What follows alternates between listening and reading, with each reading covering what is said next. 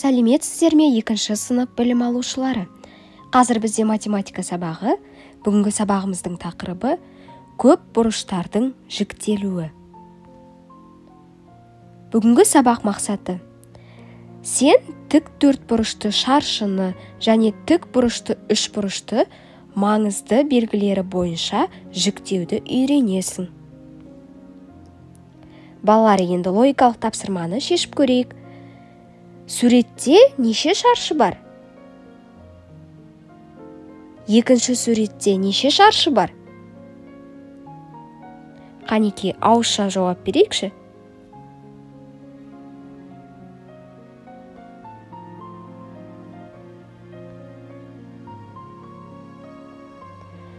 Енді жаңа тақырыбымызға кезек берейік.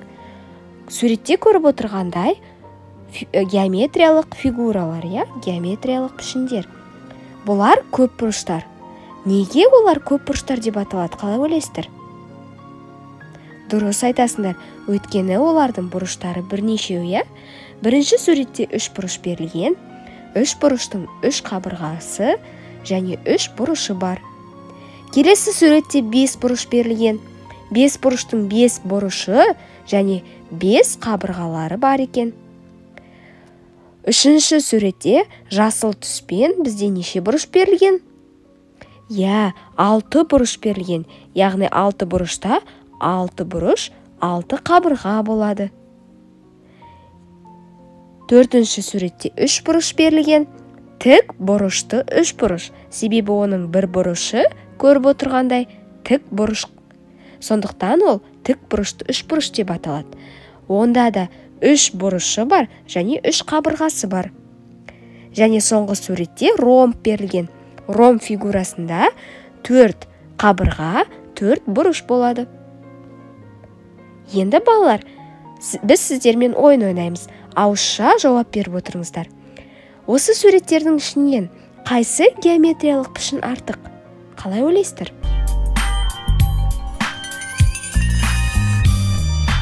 Дұрыс айтасыңдар. Үш бұрыш артық. Себебі бұнда берілген фигуралардың бәрі төрт бұрышы бар және төрт қабырғасы бар. Ал үш бұрышта ғана үш бұрыш, үш қабырға ғана бар.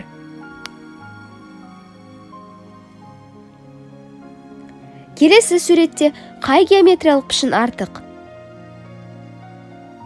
Қанекей, дұрыстап тұрып ойланайықшы.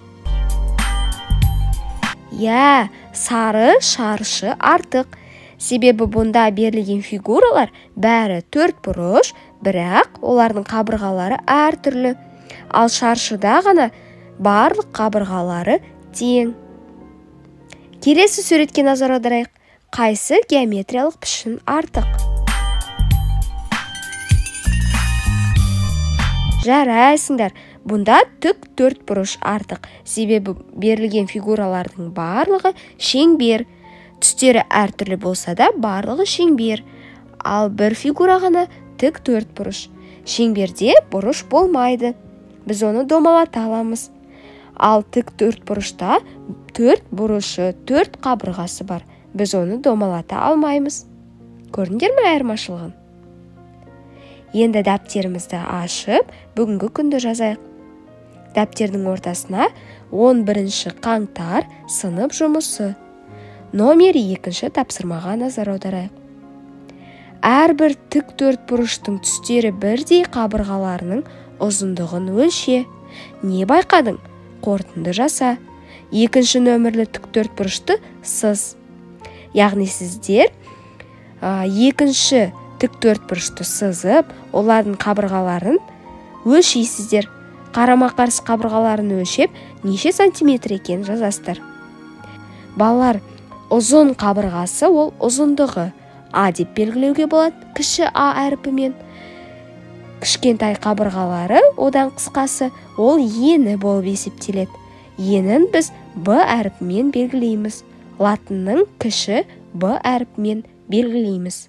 Енді суретке назар аударсаңыздар, бұлар тік төрт бұрыштар. Бірінші суретте барлығында төрт бұрышы бар, және де олардың бүкіл бұрыштары тік. Келесі сурет астындағы олар шаршылар. Сонда назар аударайықшы, екеуінің айырмашылығы қандай? Тік төртбұрыштың қарама-қарсы қабырғалары тең болады екен. Ал шаршылардың барлық қабырғалары тең болады. Мінекей айырмашылығын көрдік пе? Сол үшін шаршы мен тік төртбұрыштыны шатастырып алып жүрмеңіздер. Номер 3 тапсырма. Оны да дәптерге орындаймыз. Барлық қабырғалары тең төртбұрыштардың нөмірін ата және оларды дәптерге сыз. Бірінші фигураларды дәптерге сызып, астына фигуралардың атауларын жазып қоясыздар. Номер 5 тапсырма. Бұнда өрнектердің мәнін табу керек. Ол үшін ең алдымен шамаларды еске түсірейік. Балалар, естеріңізде болса, 290-да мен сіздерге закладка бердім. Сол закладканың ішінде шамаларды түрлендіруге болады, яғни өлшем бірліктер жазылған. Соған сүйене отырып, мынау есептерді шығара қойыңыздар.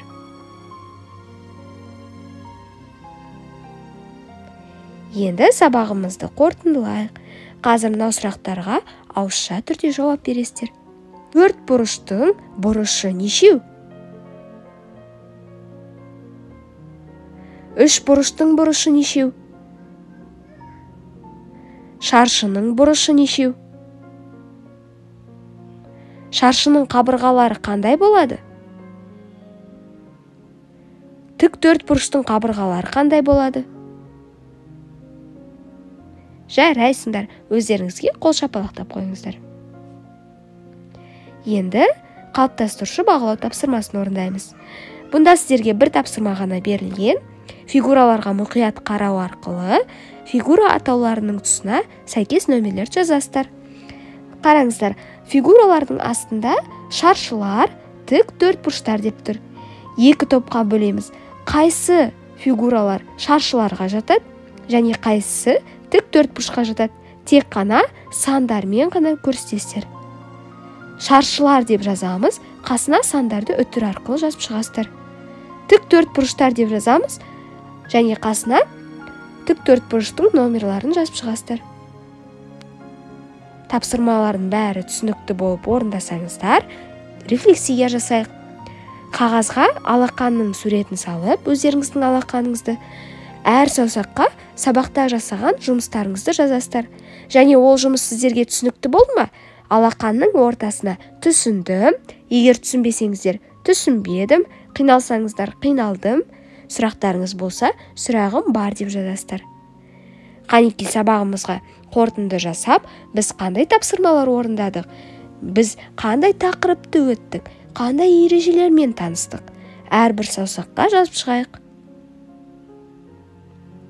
Үй жұмысы оқулығымыздың 9 бетінде номер 6 тапсырма. Осымен сабағымыз аяқталды. Қош сау болыңыздар.